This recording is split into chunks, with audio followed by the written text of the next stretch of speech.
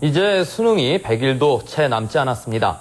열심히 공부하는 것도 중요하지만 건강관리를 철저하게 하는 것이 시험의 당락을 좌우할 수 있겠죠.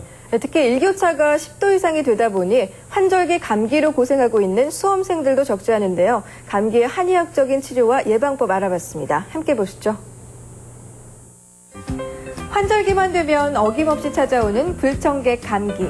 특히 면역력이 약한 아이들이나 만성질 환자 혹은 노인 환자가 급증하고 있는데요.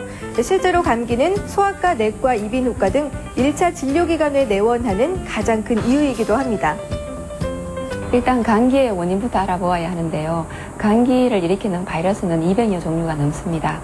이 바이러스들은 더위와 습기에는 기세가 약하고 추위와 건조에는 강한 기세를 떨치게 됩니다.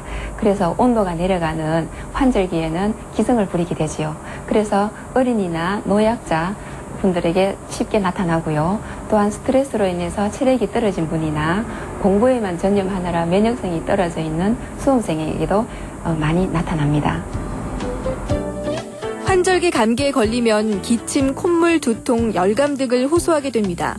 대부분은 특별한 치료 없이도 3일에서 7일 만에 낫는데요. 하지만 증상이 악화되면 중이염과 축농증, 기관지염, 뇌막염에 걸릴 수도 있습니다. 만성기관지염과 기관지 천식 등에 걸린 환자가 감기에 걸리면 급성 호흡 부전을 일으킬 수도 있습니다. 양방에서는 감기의 증상 완화라든지 2차 염증이 생기지 않도록 합니다. 그렇지만 한방에서는 몸의 저항력을 길러주어서 감기를 이겨내게 하는 것이 주 목표입니다.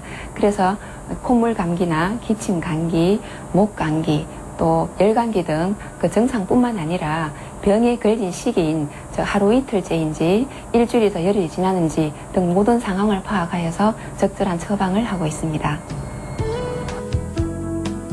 환절기 감기 치료제로 흔히 볼 수 있는 갈근탕은 주로 오한이나 발열을 막아주고 어깨와 목 부분 결림을 막아주기 때문에 초기 감기 치료제로 적합합니다. 한편 쌍화탕은 모든 종합감기약의 보조제로 쓰이고 있지만 음양의 화합을 이루며 기혈을 돕는 효능을 가지고 있기 때문에 과로로 인한 몸살 감기에만 사용되어야 합니다.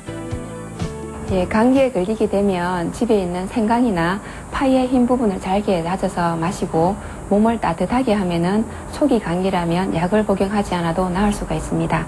기침 감기나 열 감기가 동반되면은 약 복용도 중요하지만 우선 목욕을 하지 않는 것이 좋고요.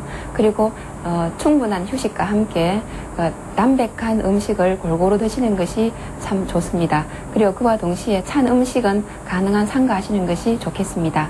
그리고 또 기침이 있는 경우에는 집에서 은행을 구워서 드신다든지 배나 꿀을 같이 달여서 드신다든지 도라지를 달여서 드시는 것도 감기에 도움이 됩니다. 감기와 비슷한 증상을 보이면서 38도 정도의 고열, 두통과 어지럼증, 무력감, 설사와 구토 증상이 더해진다면 단순 감기가 아닐 수도 있기 때문에 반드시 신종플루 감염 여부를 확인해 봐야 합니다.